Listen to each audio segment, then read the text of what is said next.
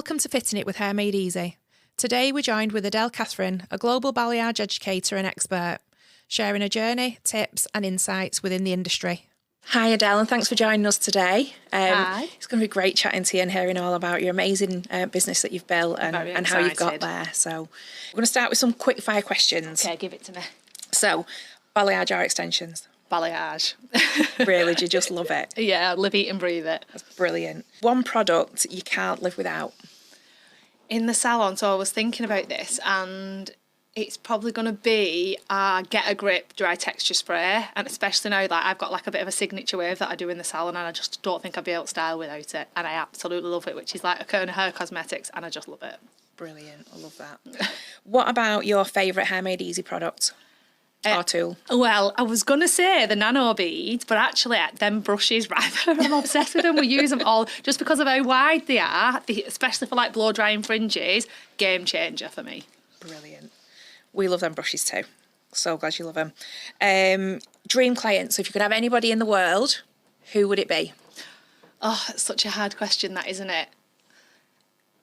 It's going to sound really cheesy this, and I'm probably going to flip the question slightly, but with how I've worked my business, I feel like my clients that I've got now are my dream clients, because it's not about being I'm not a celebrity hairstylist. I never have been. I've never aimed to be. But the type of clients I know have in my chair are the type of clients that I've worked to get. Okay. They're just really reliable. They're lovely clients. They're well-paying clients because they appreciate my services. They take products home. They're just your dream clients. Oh, that's brilliant. Can't wait for them all to see this. That's great. If you weren't a hairdresser, what would you be doing right now? This is going to be really random, but I'd be in the RAF. Oh, wow. Where's that come from? Because that's what I wanted to do when I was younger. Okay. And then I went into, it was literally being in the RAF or being a hairdresser. But then I'm glad I chose the career I have, because I'm not so sure how good I'd be up in the air. Especially with my eyesight. Oh, that's a brilliant answer. I love it. So if we take you back, I want you to think back to the first day you ever got into hairdressing. Yeah. What did that look like? How old were you? I was 12. Oh, wow. I was a Saturday girl at Sue and Rob's Salon in Atherton. And I went home stinking of fags because you could smoke in salons at the time. But I absolutely loved how happy Susan made her clients, and that was what I wanted to do. I wanted to make women happy. She gripped you straight from the beginning. Yeah, from being 12. That was it. And I used to tell my teachers at school, I don't need science. I'm being a hairdresser when I grow up. That's all that I used to say all the time. I think that's what we were allowed to say then, though, weren't we? Yes. You didn't really focus on my science teacher at the time, when I was leaving, because of Mrs. Chatterbox, which most of hairdressers are, said, "You'll be in the job centre when you leave here. You'll be in the job centre when you leave here." I said, "No, I'm being a hairdresser. I'm going to be a hairdresser." And then a couple of years later, my mum was working at the school as a dinner lady, and I went picking her up, and my science teacher was behind the counter, and I walked over and said, "Sir, got my own car, got my own business. I'm taking my mum out for a dinner." And I said, "I bought my own." I said, "And I'm an hairdresser." And he just looked and walked off and shook his head. Love it. It's brilliant. Have you seen him since? No. My mum doesn't work there now, but that was a few years ago since. What a great person to bump into, though. Yeah, thought you were having it. That's fantastic. It's brilliant. So, balayage, it's obviously your thing. How did you get into it? So, years and years ago, I was, I've rented a chair, I've been in salons, and then I was doing mobile hairdressing at the time. And a client that I had asked me, and it must have been about 10 years ago now, asked me for balayage, and I didn't know what it was. And honestly, the fear of God was put in me that a client knew something that I didn't as a hairdresser. So then I learned how to become to do balayage, and it's just, I fell in love with it from then, but it was just more that I am going to be good at this thing, that I didn't actually know what it was when she asked me for it. So that's why I think education is so important, because if you don't go on education and you don't update your skills, you'll be in that position where your client will ask you for something that they know that you haven't got a clue what it is. Yeah. So that's where it started. Yeah, so important. Yeah. So did you go on courses or did you go online? All of it. Right, Any opportunity I had to soak up knowledge and to gain different skills as an hairdresser, I went on it. So I went online. I've been on one-to-one mentoring days with stylists. I've been on in-person courses. I sign up to a lot of subscriptions now on Instagram, because I think no matter what you're doing in this industry, you will always learn something off something. Ebony could come into the salon, do a technique that I haven't got a clue, and I'll learn off her. Yeah. And I just think that's super important in our industry. Yeah, it's the learning side. 100%, yeah. Yeah, absolutely. And I think it sparks something in you. So you could be having a down day as a hairdresser and think, that's it, I'm throwing the towel in. You go on a training course, and even if you learn nothing, it puts that fire and excitement back in your belly. Yeah. So I think that's why it's important as well. 100%. And was there a client that came in where you thought, right, you know, I didn't know how to do balayage, I now know how to do it, and it's now my passion? Can you remember that client that got you to that feeling? No, I don't think it was a particular client. I just think it was the more you do something, the better you get at it. And then all of a sudden it just clicked. Like I know my placement, I know how to do it freehand or with foils. I love doing freehand, and a lot of hairdressers shy away from it, I think, which they shouldn't. I think it's just, again, it's education and knowing what you're doing with it. Yeah. And I think it's that, it was just when that confidence clicked of me doing it then. It wasn't one particular client. So, I mean, you've gone from being a hairdresser in a salon, and you're now the most amazing educator. What got you to there? I try. What got you to feel like you wanted to be an educator? So I've always said for years and years and years I'd love to teach in hairdressing. So I feel like it was before my son was born, so I say it was about 7 years ago. I did my Cert Ed, so my teaching qualification at university. Yeah. Did it in a college, but I loved my students, but that strict sort of, you have to teach it this way and City and Guilds sort of, that box you put in just wasn't for me. Okay. I want to be, and I do now, I want people to have like freedom speaking to me and being able to create and be more creative with my education. So like my techniques that I do now, I've created from myself rather than having to put it into that specific box, if you know what I mean. Yeah. Because I think that's the way that we have to learn, don't we, to start with, so definitely. that you know all the basics. Yes, 100%. Because that's, you know, it's all part of... You have to know the basics to then grow Yeah. into like that creative hairdresser, definitely. Yeah. But I felt for me, the education side, I felt like I just wanted to take a different route. Okay. That's brilliant. And, you know, we look at balayage trends, there's so many different ways of doing balayage, like you've just said. Definitely. Do you mix it up, or do you just tend to go with the way that you feel passionate about, or do you do new techniques? No, I'm doing any opportunity I get to learn a new techniques, I'm all over it. Okay. Like I tried a new one this week, which I just made up, which was really random. But I absolutely love the outcome, because I think, again, as long as you know certain little bits of techniques, you can create something if you understand the pattern of it. But yeah, I love learning new techniques. I do my signature looks, but I just think that in another 12 months, them signature looks might be dated. Yeah. So you've got to keep up with the trends, 100%. You're evolving, aren't you, as you go? Yeah, it's brilliant. Definitely. So who do you go on courses with? Who do you learn all this with? Well, online, obviously, like I said, I subscribe to quite a lot of hairdressers on social media. I've done one-to-one days with different hairdressers. Kerner Hair Cosmetics, I educate for myself, Adele Catherine Education, but I'm also an educator for Kerner Hair Cosmetics, which is a global brand. Yeah. And I'm very fortunate enough for them to send me on education at the drop of a hat, or they'll take, like, I'm going to Australia, which has only just been announced today. I'm going to Sydney in June, doing a massive show for Kerner Hair Cosmetics. Congratulations. No, it's huge. I'm only allowed to talk about it literally from this morning. So that's going to be exciting. Official. It's official from today. That's amazing. So how did you get into that? Where did that come from? So I am an ambassador Salon. I stock all the products, and they're about, I think it's like 2 years ago, so like 2 and a bit years ago, they've expanded in the UK. So they was getting bigger in the UK, and they wanted educators, but they wanted educators that was also salon owners, so they were relatable. We're not just like this robotic educator that's going into salons. And they approached me and asked me if I wanted to be part of their education scheme.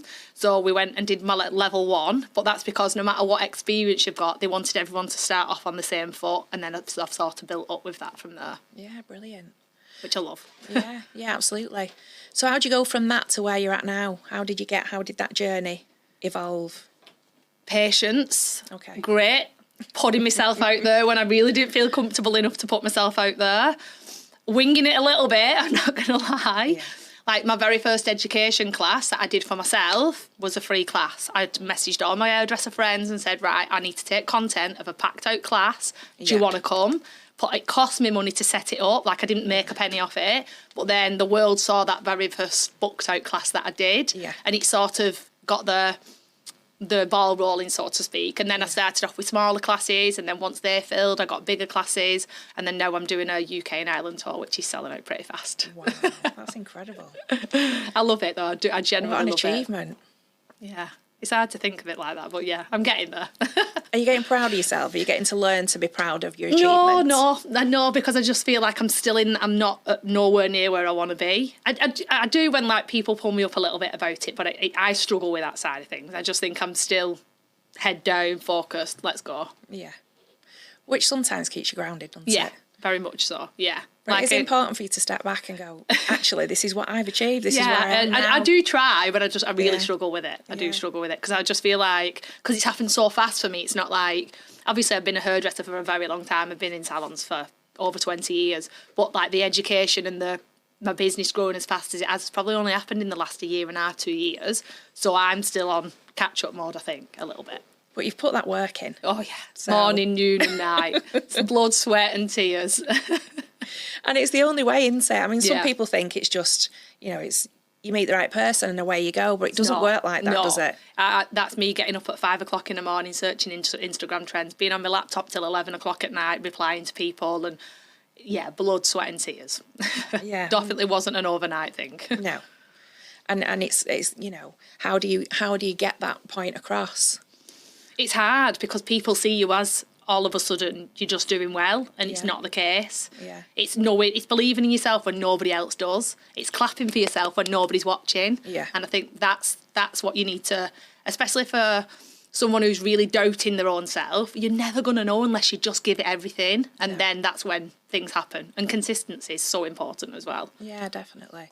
So tell us about your business. What does your business look like? So you've got like the salon. I've got 3 points. Yeah, you've got, every point. So you've got the salon. Yeah. So I've got my salon. So I've got a bespoke little colour salon. There's only 3 of us, and I absolutely love my girls.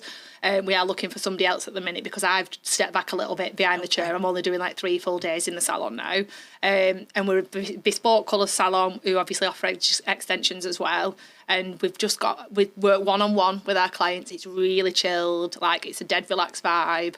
And our clients, they just come in and have a good, they're like family more than anything. Yeah. And that is sort of, I used to overwork myself. So I used to have 2 to 3 clients in at a time. I used to send myself in a tandem, not charging enough and just sort of wanting everybody in my chair. But then I've built it up to a point where we specialise in things. So like I'm a balayage specialist, Ebony is a brunette specialist, and then Reagan's like our extension, our bouncy blow dry specialist. So it's very chilled, and people come and search for us now. So that's grown, and I feel very lucky with the team that I've got. I think it makes a massive difference. 100%. Massive difference. And then my in-person education for Adele Catherine Education is doing really well. So I do, like I said, I've got my UK and Ireland tour, and then I do education for Kerner as well. So I'm like one of the colour ambassadors, which is super exciting what's going on with them. I think you're massively underselling that. It's doing quite well. Come on. Well, it is. It's doing well. I get the biggest buzz off my classes. So I'm in London my next class is in London on Sunday. And it's at Kerner headquarters, and it's my own class in London. Because when I teach in London, it's usually for Kerner. But Kerner are supporting this class, but it's my class. And I've got 20 hairdressers coming, and I just love the classes. I'm very chilled, and it's not like a strict way of doing things. Yeah. And I think since I changed my classes to teaching express services, which I'm obsessed with, now that I've changed the way I work in the salon, that's when the movement happened with my classes, because I think there's a lot of people now who want to offer that sort of service and who don't quite understand it. So I think that's what's helped with the growth of my in-person classes as well. Because you don't know what you don't know. Yeah, that's it. you need the education to be able to get to that stage. Definitely. And know what you're doing with it. 100%. And then I've got my online education, which that's the one that shocked me the most. I don't know why, because I've worked really, really hard on getting it to where it is. Mm-hmm. So last January, I created my first online course, and it took me 6 months of making it, called the Lived in Colour Method. And honestly, I can remember sitting there at night time thinking, what if not one person buys this course that you've spent so much money making? Like, what if nobody buys it? And I remember literally my husband and my kids was upstairs, and I'm just sat there on this laptop thinking, what are you doing? Like, you must be mad. What are you spending all this time on it for? And then I I marketed it and launched it all myself, but I sort of did a lot of research on how to do it, and it sold really well last year, like really, really well. It sold worldwide in over, I think, 40 countries.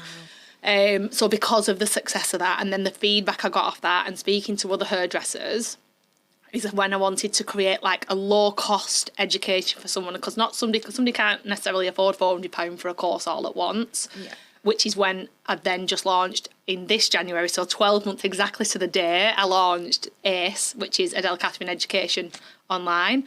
And that's got mounds and mounds of again, bless my Ebony, like she was, the amount of times I've phoned her up just being like, right, this needs sorting, because I'm a perfectionist as well, which I'm sure you can understand as a business owner. And I didn't want to launch it and it not be perfect. Yeah, spot on. So my lived-in colour method is built into that. Okay. As well as different techniques on colouring, cutting, business, Instagram, and it's only £27 a month. So anybody can access that worldwide. Wow. All that education at the drop of a hat. And my whole thing was I wanted, because of how well the lived-in colour method did, I wanted to offer that to as many people as possible, and doing it as like a subscription instead. Yeah. So we touched on your extensions. You work with extensions as well. Yeah.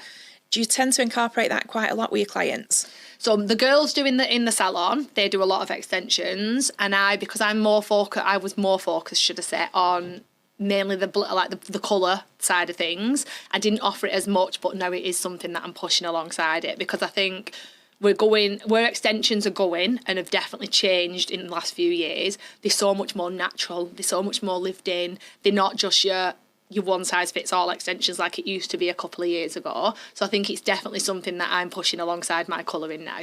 How do you keep on top of the trends, and how do you create those trends?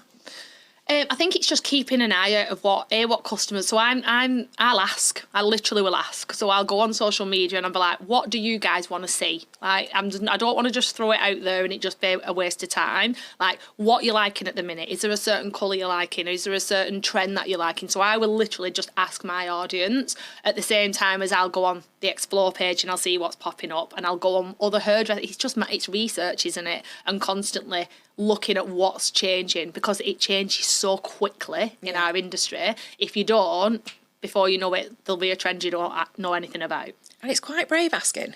Yeah. Because people are not confident with asking. Just coming out with it. Yeah, asking questions to other hairdressers, because it sort of makes you more vulnerable, doesn't it, in a way? Very much so. I think I've learned growing up, if you don't ask, you don't get. And if you don't put yourself out there, you're never going to know. So even though it is scary and it's worrying, I think it's the only way to grow. Being uncomfortable and being put in an uncomfortable situation is the only way you're going to grow as a person. Yeah. So I've learned to like it. Like if I'm teaching and somebody asks me a question that, like, if I'm put under pressure, I sort of excel more, which is weird because some people usually would like sort of back off. But like, words come out of my mouth I didn't even know existed. Like I just all of a sudden, it's like I get my back up and I have to prove a point. Yeah. And that's one thing I will always say to my students. And when a lot of people ask me in my classes, like, how did you grow your business, or how did you grow it so fast? Putting yourself out there, like, as uncomfortable as it is. And I had people mocking me, like, who does she think she is going into? I had it all. I get trolled on a daily basis. Do they pay me bills? Absolutely not. So just get on with it. Was that something you just decided straight away? Did you manage to just block out all that trolling, or did it take some time to get to the stage where you're at now, where you just don't care anymore? I'm just quite resilient as a person, I think, and that's just took a lot of years when I was like just growing up and younger and different situations that you're in. It's tough, that. It's not easy, is it? Not easy at all. But if I've made a decision, you can ask Ebbs, if I've made a decision, it's already done. Like, that's it. So even if I'm uncomfortable getting to that point, if I've made that decision, it's being done, regardless. Sounds familiar. That's just how I am. And I think it's probably took a lot of years for me to get to that point and be more confident, I think, as a woman, and just growing to know yourself and know what you want with life. Yeah. It gets to that point. And it's owning it, isn't it? Yeah.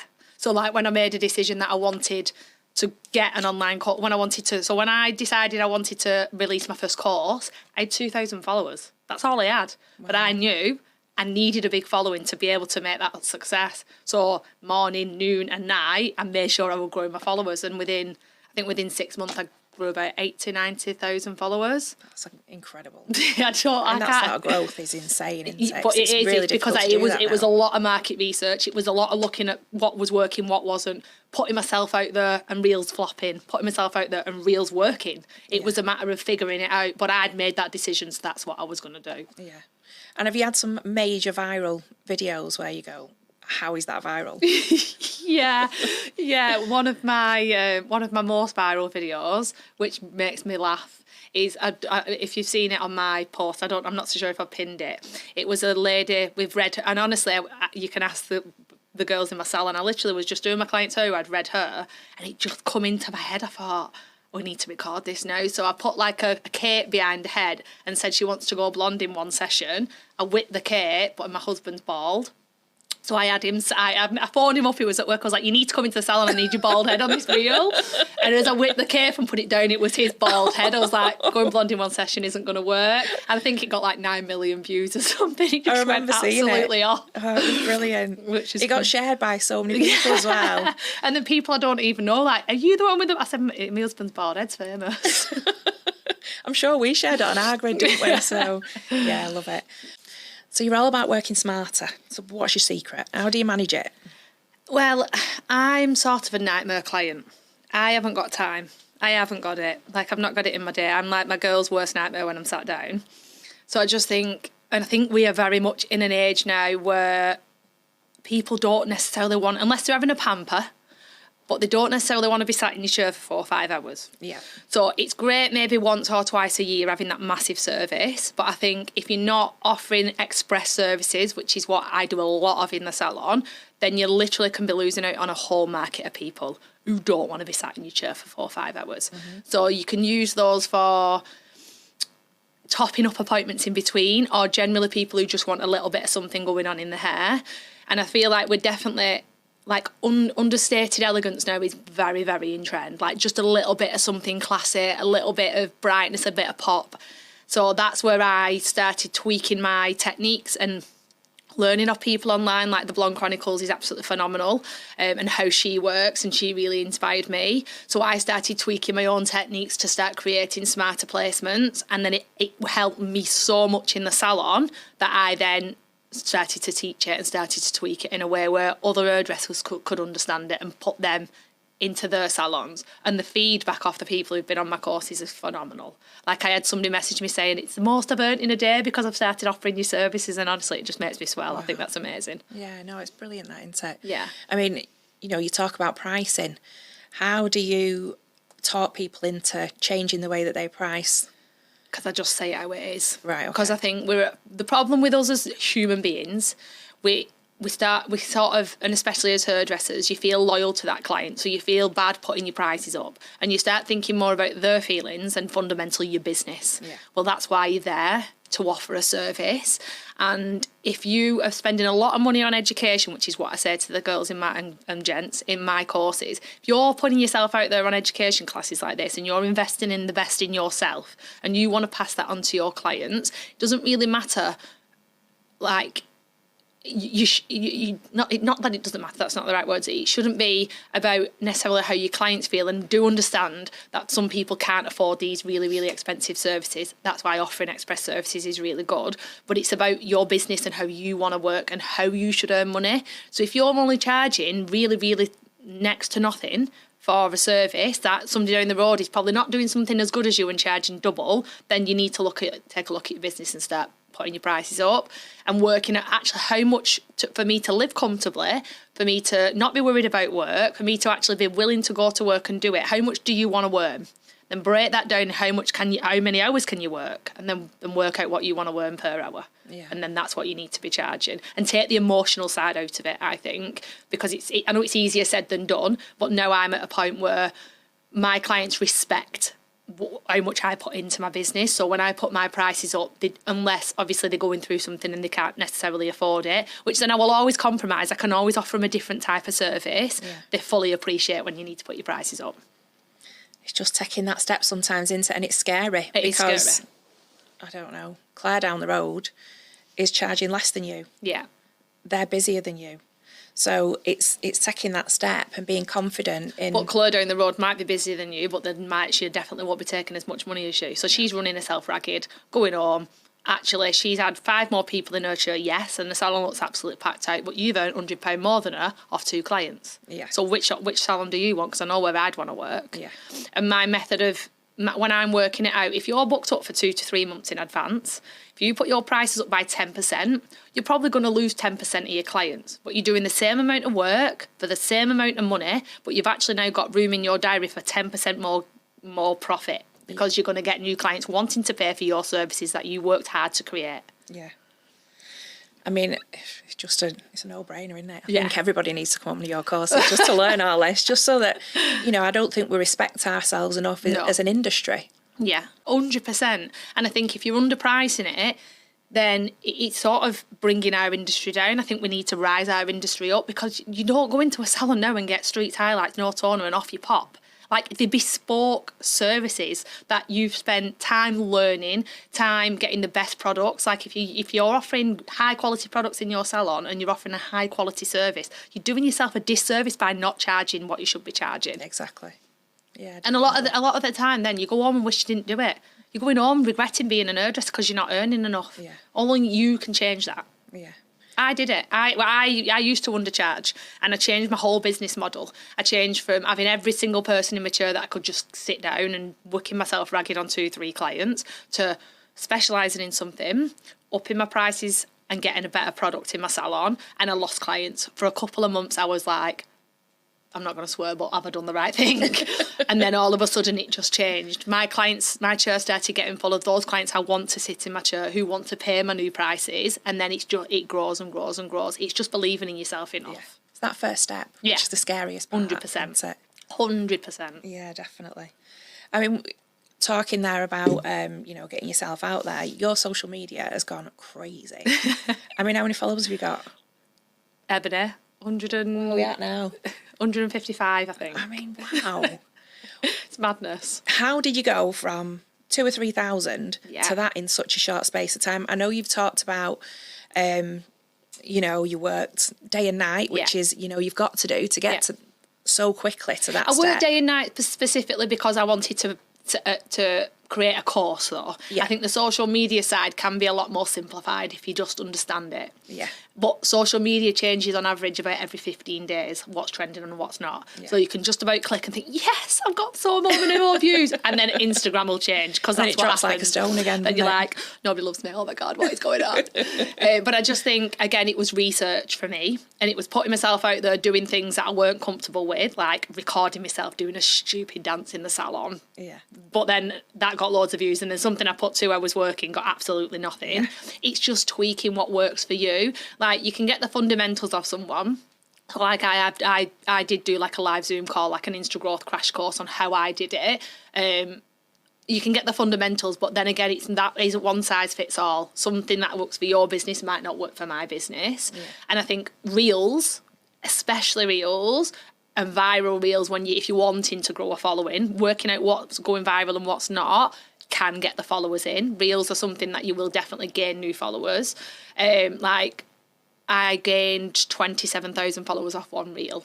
That's crazy. And then I repeated that same reel over a space of 2 months, and I think I gained another 30,000 followers off one reel. I mean, that's insane, isn't it? But then again, that was just trial and error. Yeah. And then because I realised it's always about going on your insights. So if you're just throwing stuff out there and not actually looking on a weekly, monthly basis, what's worked this month, what's not worked, you're never going to know what you need to rinse and repeat, so to speak. Yeah.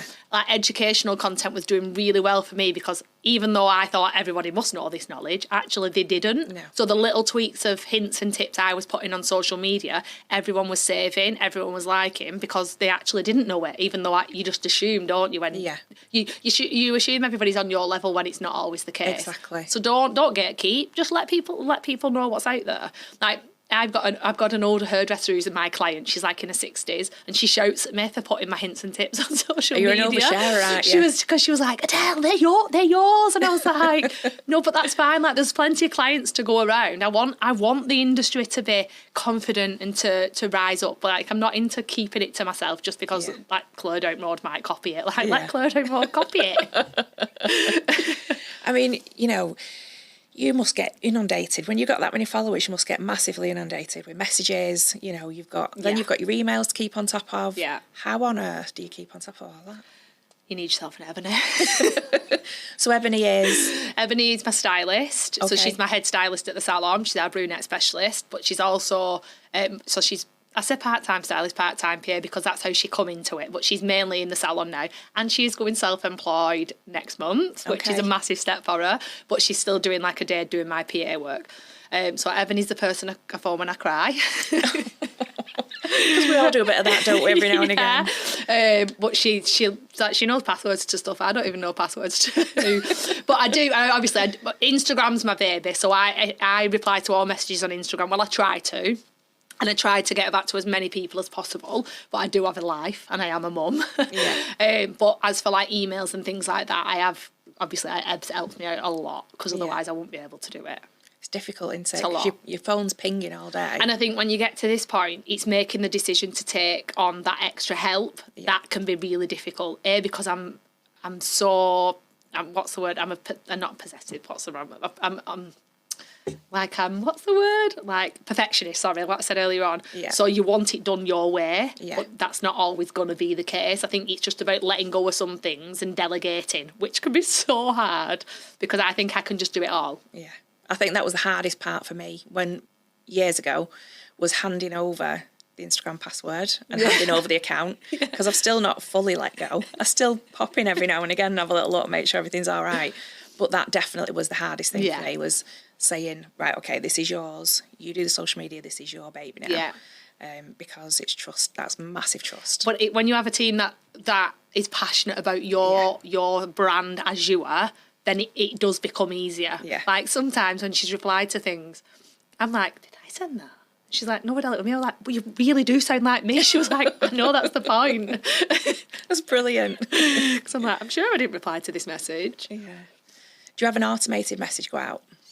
No, because I feel like I can miss a lot of messages that way. Right, okay. Especially on Instagram. So obviously you have your two folders, you have your general and you have your second folder. I use ManyChat if I'm like promoting something, which is like an automated engine. So like if I'm trying to promote a course or if I'm trying to promote my classes, then I can use ManyChat just because then you can get to more people a lot quicker. Yeah. But if it's general inquiries, then it is one-on-one. It is usually me replying. Amazing. It's great to know as well, because I think a lot of people just automatically presume when you're that big on Instagram that you're actually speaking to somebody. Do you know, it's really weird. I voice note everybody because I've not got time. Yeah, it's quicker. And I'm just like, if somebody's messaging me and they're like, oh my God, I can't believe you replied, and it makes me feel really weird because I think I've just been sending a voice note back to you. Overwhelmed that you've actually got back to which is, I find bizarre. I think it's really crazy. Which is lovely though, isn't it? Yeah. So, when you get your students in, how do you try and educate people that don't have a social media at all, that are not confident on social media, that don't have that ability to use social media? Yeah. How do you try and get that education across to those people? Really, really just make it simplified rather than overwhelming, and just break it down. Like if you're not confident in speaking, not everybody's confident can do this. Like they're not, and I understand that. Although I don't have a problem with it, that doesn't mean that somebody else does. So I just say, just record yourself, like sat in your car with your video on. Just record yourself and watch it back. And the more times you watch yourself, the easier it becomes. Yeah. So don't do it where a million people are watching, but just record yourself and read. Because sometimes just watching yourself even on a video can make you feel a little bit uncomfortable. But I think once you get over that first initial little bit and just really simplify it, like just start off really small. I would like to say if you didn't have you can still get clients as a hairdresser without having social media. Like word of mouth is amazing, and if you're good at your job and you've been doing it for a lot longer than when social media was even a thing, you're gonna have a client base. But I feel like we're at a point now where somebody won't just necessarily walk into a salon and ask for other. You might get it, but a lot of the time they'll see your salon, they'll search it on Instagram and see what you like before they even step foot in the door, because they want to know what experience they're gonna get before they enter them doors. They want to know the type of person they're going to have doing the hair. You might not even be that good at doing hair, but if you've got the gift of the gab and you make people feel welcome, they'll come back. So I feel like, although Instagram is an amazing tool, if you don't have it, I feel like you probably would get left behind a little bit. You might have a busy column of clients, but how long is that busy column of clients going to be there, in my opinion? Yeah, it's a tough one, isn't it? Yeah. Because not everybody's confident at it and uses it. And I think it's just a matter of just starting off small, and if you've not got social media, just set up a page, maybe just add your friends on it. Like, you don't have to have all these people on it, just add your friends on it, and when you're posting, and if that gets a little bit easier, then grow it from that, and just start off small and build yourself up. Anything that feels overwhelming, just really break it down to something smaller, start off there, and then work your way up. Yeah, brilliant. Great advice as well, because it's such a tough one, isn't it? Yeah, really tough.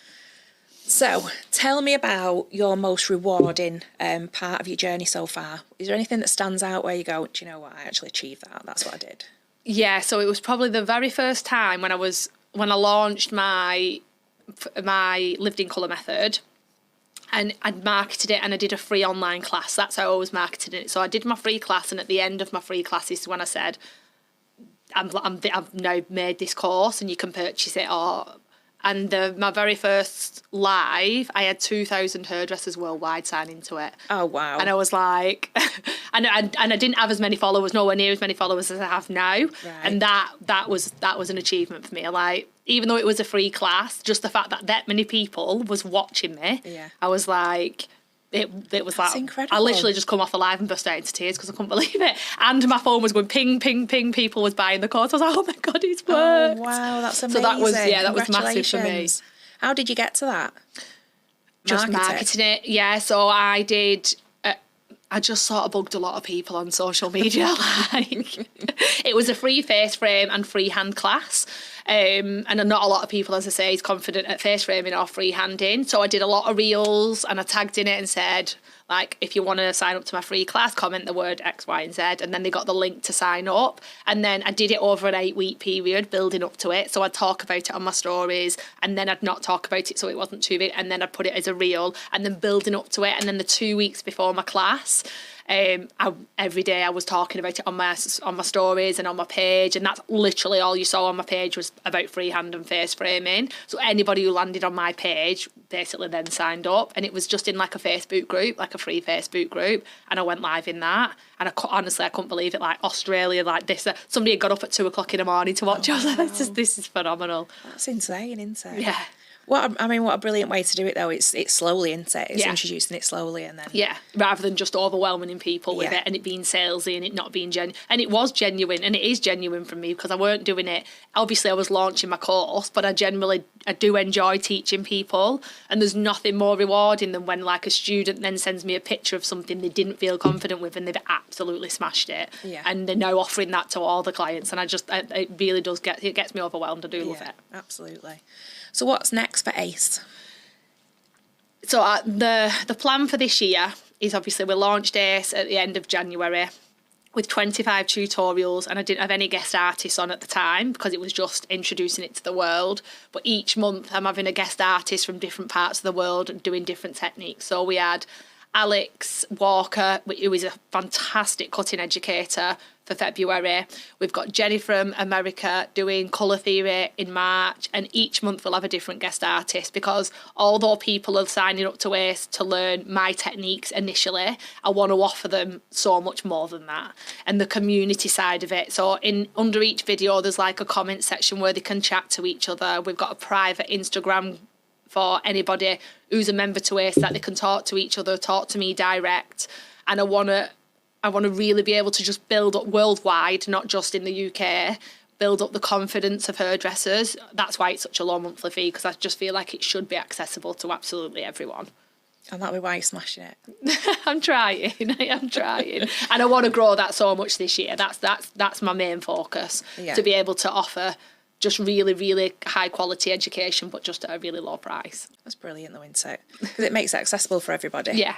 And I just think, I wish that was available to me when I was starting out, because it would have just completely changed the game. Yeah. Because I think a lot of people are lonely as well. I found a lot of mobile hairdressers, a lot of people who might be in salons and they're not actually in a really good team. Like, I don't underestimate the fact that I've got a fantastic team and we all get on really well. Some people are in salons and they don't necessarily have that, where I think if they've got something like what they can log into and they can learn and they've got a community of hairdressers that they can talk to, it can completely change somebody's career, as small or as big as that might be to someone. Yeah. And I think especially like mobile hairdressers, freelance hairdressers, they're on their own a lot of the time. Yeah. And they don't have that support of being in a salon network. So I think it's great to get it out to absolutely as many people as I can. And I love what you've done, because it was needed in the industry, and I think, there's so many other opportunities out there for Easi and for a lot of other businesses out there that are, doing really well. But what's the best piece of information you can give them, or the best piece of advice for them to reach the potential? As in hairdressers trying to just grow and develop. Just book on everything. Free courses online. If somebody's offering a free course online, they might be selling something at the end of it, but you'll still get some. I've signed up to so many different things. Social media training, I signed up to loads of free classes. In-person classes, if you can afford it, go on them, because they can change your mindset. Online education, even if you're tired and you're not feeling in the mood, watch something rather than watching Netflix at night. Like, I swapped watching Netflix at night to learn social media, and I did a digital marketing course. Sorry, I bought, which was quite expensive. I didn't really have it in the bank. I bought a digital marketing course, and instead of sitting there with my husband at night, I did the digital marketing course, which then helped me market my first course, which then was really successful. Yeah. So instead of watching somebody else thinking, "Oh, I wish I could do that," just learn it, just do it, go out there, put yourself out there. Brilliant. Some amazing advice there. I've absolutely loved speaking today. It's been great. Loved hearing all about the amazing brand that you've built, and congratulations on everything. Oh, thank you. I've loved being here. Thanks for chatting to us. Thank you. Thank you.